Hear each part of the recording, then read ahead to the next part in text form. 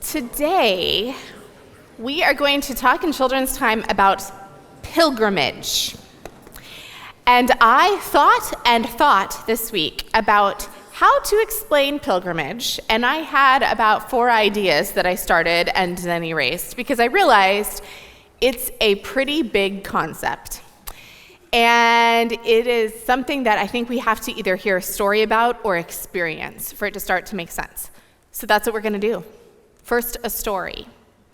There is a guy named Ethan Lapp, and he grew up in this congregation. In fact, when Daniel and I started as pastors here, Ethan was one of the kids in the circle, like this, for children's time. Ethan is now a young adult in his early 20s, and he took what we call a pilgrimage this year.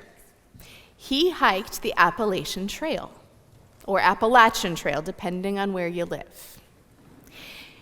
Now, have any of you ever gone on a hike? Have you ever hiked a trail? Quite a few of you. Tell me some of the places where you've hiked. Yeah. Amigo. Yeah, there are lots of good hiking trails at Amigo. What about you?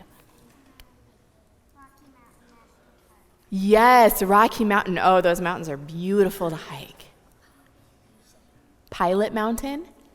Ooh, I have never seen Pilot Mountain. Is that a pretty good hike? Yeah? Volcan Mombacho in Nicaragua. Zeph? In the wetlands in Waterford. Yes, in the Waterford Woods. There's a hiking trail there. Ben, did you want to say what? Oh, on a farm. On Opa's farm. Oh, nice. What about you, Ava? Camp Friedenswald. Yes. Oh, you're telling about these very different kinds of hikes, and I love it. Now, a typical hike for you, is it an hour? More than an hour? Less than an hour? How long do you think Ethan's hike was? Any ideas? Yeah. A few months. Yes, you are right, Ellie. It was 5 months, about.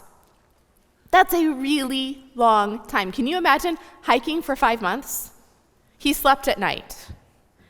But other than that, he was hiking. And some of these were really hard trails, more like these mountains that we've talked about than like the Wetlands Walking Trail.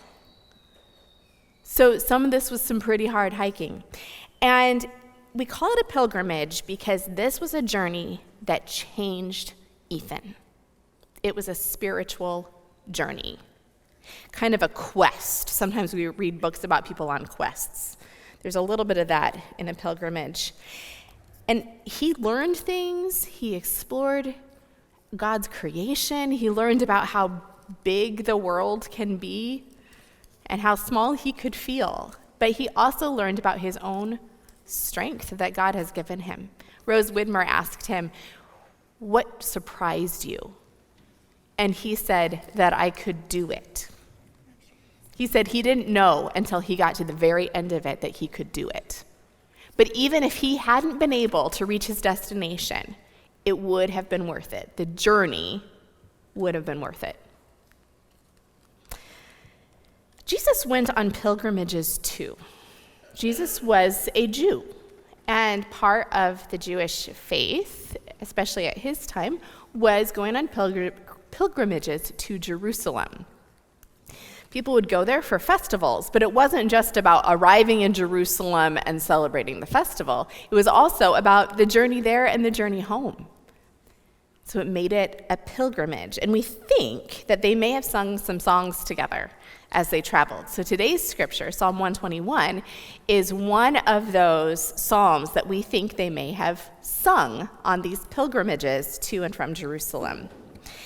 So we are going to have a pilgrimage using the first 2 verses of that psalm. Go ahead and stand up. And anyone who wants to join us on our pilgrimage is welcome to come. You also can all join by saying these verses with us kind of over and over as we're doing our pilgrimage. At the end of our pilgrimage, we're going to start singing a song. So if you want to use your worship books, you can turn to number 793, Siahamba. The words will also be on the screen, of course. When we start singing that song, children, that is your cue to go back to sit with your grown-ups, okay? But we'll walk for a little while before we get to that sign that you're supposed to go back to your seats. As we do our pilgrimage, pay attention. What surprises you? What do you notice? What do you see outside and what do you see inside? When we're in different places in our sanctuary, what do you notice? What looks different from one place and from a different place? Who do you see? Yes, Andrew? That cross and the mountain. Yes, you can see those things from where you are. And I wonder when you're in a different spot, what you'll notice then. I love it. You're starting the pilgrimage journey now. And as we do this, there might be some moments where you want to imagine Jesus walking beside you and see how that changes things. Are we ready? Okay, just follow along. We're going to go in a circle first and then just keep following, okay? And everyone, please help us sing and say the words and all of those sorts of things. All right. I lift up my eyes to the hills. From where will my help come? My help comes from the Lord who made heaven and earth. I lift up my eyes to the hills. From where will my help come? My help comes from the Lord who made heaven and earth. I lift up my eyes to the hills. Keep following. From where will my help come? My help comes from the Lord who made heavens and earth. I lift up my eyes to the hills. From where will my help come? My help comes from the Lord who made heaven and earth. I lift up my eyes to the hills. From where will my help come? My help comes from the Lord who made heaven and earth. I lift up my eyes to the hills. From where will my help come? My help comes from the Lord who made heaven and earth. I lift up my eyes to the hills. From where will my help come? My help comes from the Lord who made heaven and earth.